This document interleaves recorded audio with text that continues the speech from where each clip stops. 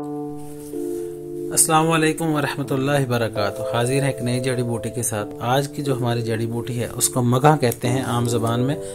इसके मतलब मजीद बात करने से पहले मेरी तमाम दोस्तों से गुजारिश है कि हमारे चैनल को सब्सक्राइब कर दें, साथ में बेल आइकन को दबा दें ताकि तमाम नए आने वाली वीडियो बआसानी आप तक पहुंच सके। बात करते हैं मगा के मतलब। इसको अरबी जुबान में दार फिलफिल कहा जाता है, फारसी में फिलफिल दराज कहा जाता है और इंग्लिश में इसको लॉन्ग पेपर कहा जाता है।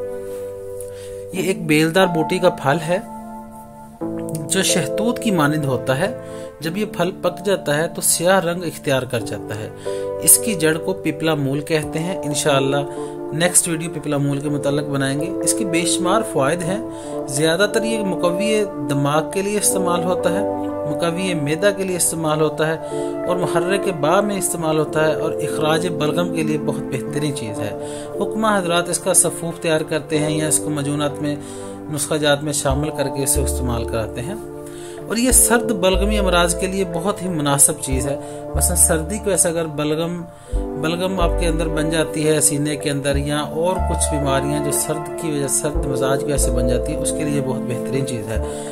ये रियाह को तहलील करता है और खाने को हजम करती है, बहुत बेहतरीन। इसका तरीका इस्तेमाल ये हो सकता है कि आप इसको पीस के सफ़ूफ बना लें। जैसे काली मिर्च का इस्तेमाल करते हैं सालन के ऊपर डाल के या किसी और चीज़ के ऊपर डाल के, सेम उसी तरह आप इसको ऐसे इस्तेमाल कर सकते हैं। आप इसका सफ़ूफ तैयार कर लें, खाना खाने से पहले एक चुटकी उसके ऊपर डाल लें सालन के ऊपर, तो उससे जायका भी अच्छा हो जाएगा और इंशाअल्लाह उससे ये होगा कि गैस और जो खाना ना हजम होना उसमें बहुत ही अफाका मिलेगा। और इसका एक और नुस्खा बहुत बेहतरीन है। जिन मेरे भाइयों को, बहनों को, माओं को नींद की परेशानी है ना, मसलन रात को चारपाई पे लेटे रहते हैं और नींद नहीं आती, तरह तरह के ख्यालात आते रहते हैं, ये एक बीमारी होती है। ये उसके लिए भी बहुत फ़ायदेमंद है।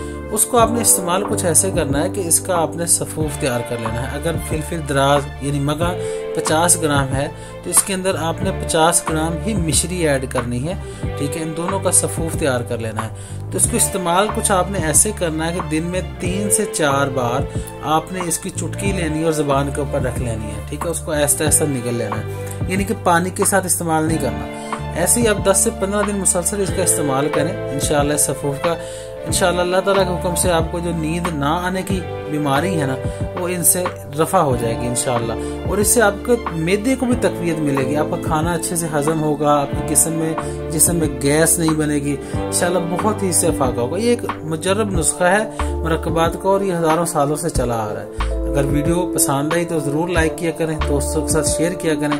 किसी जड़ी बूटी के मुतल्लिक मालूमात दरकार हो तो कमेंट्स में आप रब्ता कर सकते हैं। फ़ी अमानुल्लाह, अल्लाह हाफिज़।